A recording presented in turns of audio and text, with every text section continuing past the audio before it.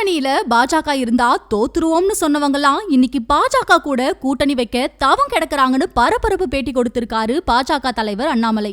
கோயம்புத்தூர்ல செய்தியாளர்கள் கிட்ட பேசின அண்ணாமலை, பாஜக தீண்டத்தகாத கட்சி, நோட்டா கட்சி, பாஜக கூட கூட்டணி வச்சுக்கிட்டா தேர்தல்ல தோத்துருவோம்னு சொன்னவங்க இப்போ பாஜக கூட கூட்டணி வைக்கிறதுக்கு தவம் கிடக்குறாங்கன்னு அதிமுகவை தாக்கி பேசியிருக்காரு.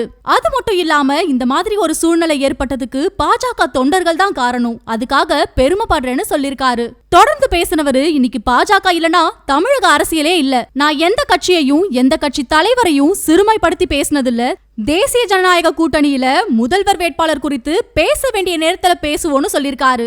அது மட்டும் இல்லாம சரியான நேரத்துல பிரதமர் மோடி, அமித்ஷா, ஜே.பி. நட்டா இவங்க கூட்டணிய பத்தி பேசுவாங்க.